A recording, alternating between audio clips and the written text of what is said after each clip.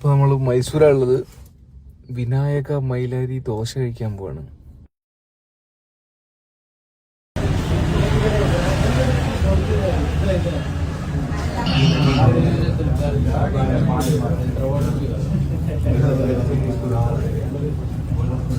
അടിപൊളി ദോശ, ചെറിയ സൈസിൽ നല്ല സ്പോഞ്ചി ആയിട്ടുള്ള ദോശ. പക്ഷെ ഇതുണ്ട്, നല്ല നെയ്യെല്ലായിട്ട് ബട്ടറിന്റെ ചെറിയൊരു പീസ് മേലെ ഇട്ടിട്ട് നല്ല അടിപൊളി പിന്നെ ചട്നി, വൈറ്റ് ചട്നി. ഈ ദോശക്ക് സാമ്പാർ കൊടുക്കേണ്ട ആവശ്യമില്ല.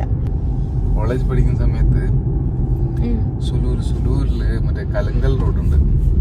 കലങ്കൽ റോഡില് ലെഫ്റ്റിൽ പോയി കഴിഞ്ഞാൽ ഒരു അമ്മച്ചി തട്ടാടുന്ന് നല്ല അടിപൊളി ദോശയും നല്ല തിന്നായിട്ടുള്ള ദോശ. ഓക്കെ, അതിന്റെ ഒരു 3-4 ചട്നി ഉണ്ടാവും, സാമ്പാറുണ്ടാവും, ആ ദോശയും പിന്നെ അതൊരു 3-4 ദോശയും.